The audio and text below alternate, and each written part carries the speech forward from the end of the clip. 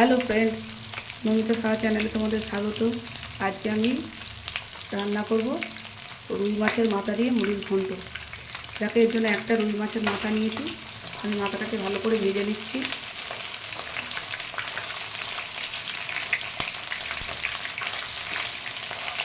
ভাজাটা হয়ে গেছে, আমি তুলে নেব।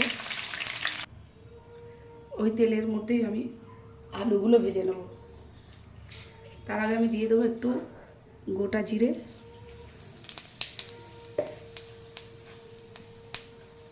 তেজপাতা, গরম মশলা, গোটা গরম মশলা আর একটা শুকনো লঙ্কা।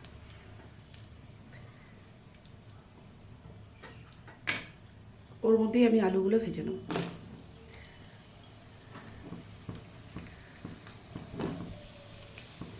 আলুগুলো আমি মাংসর মতো করে কেটেছি। তোমরা চাইলে এর থেকে ছোটও করতে পারো।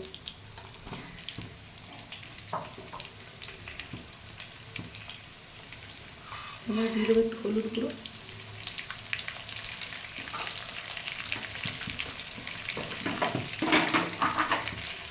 নুন।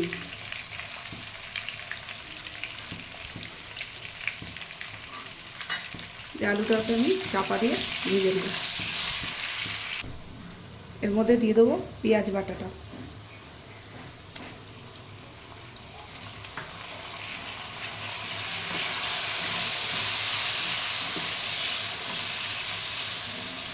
পেঁয়াজটা লাল হলে একে একে মশলা দিতে থাকবো।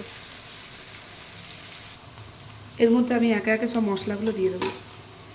রসুন বাটা, আদা বাটা 1 চামচ, জিরে বাটা, লঙ্কা গুঁড়ো, হলুদ গুঁড়ো। মশলাটাকে আমি ভালো করে কষিয়ে নেব।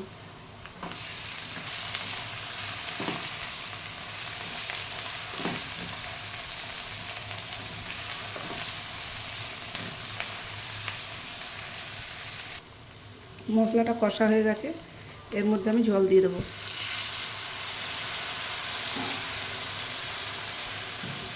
জলটা একটু বুঝে দিতে হবে, কারণ আলুটাও সিদ্ধ হবে, তার সাথে আবার মাছের মাথাগুলোও যাতে ডোবে। দেখো আলু আর একটু সিদ্ধ হতো, সেই অনুযায়ী তোমরা জলটা দেবে। আলুটা সিদ্ধ হলে মাছের মাথাটা দিয়ে দেবো উপরে। আলুটা আরেকটু সিদ্ধ হবে। আলুটা চাপা দিয়ে সিদ্ধ করি, তারপরে তোমাদেরকে দেখাবো। আলুটা সিদ্ধ হয়ে গেছে, এর মধ্যে আমি আগে থেকে ভেজে রাখা মাছের মাথাগুলো দিয়ে দেবো।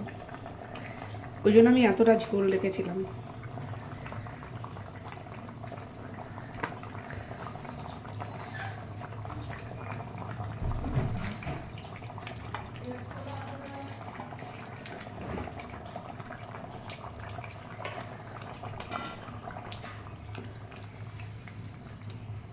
এভাবে এর মধ্যে ঝোলের মধ্যে ঢুকিয়ে ঢুকিয়ে দেবে।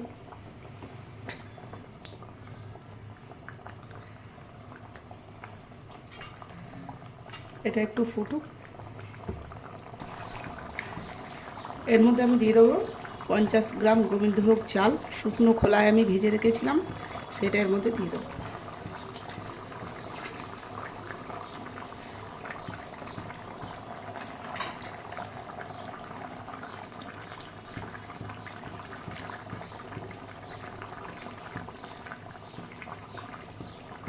চালটা একটু সিদ্ধ হবে, খুব বেশি ভাতের মতো হয়ে যাবে না, একটু শক্ত শক্ত থাকতে হবে।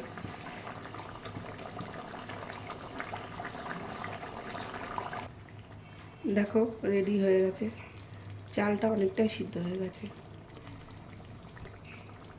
খুব বেশি সিদ্ধ করব না, কারণ এটা গরমে কিছুক্ষণ থাকবে। ঘি গরম মশলা দিয়ে কিছুক্ষণ রেখে দেবো, তখন এটা আরও বয়েল হয়ে যাবে।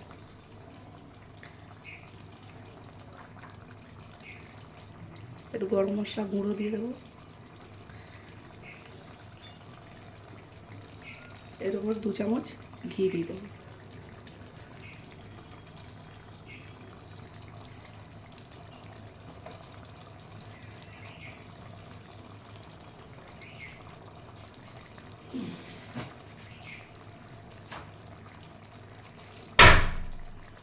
এর মধ্যে একটু চিনি দিয়ে দেবো, যেটা আমি আগে দিতে ভুলে গেছিলাম।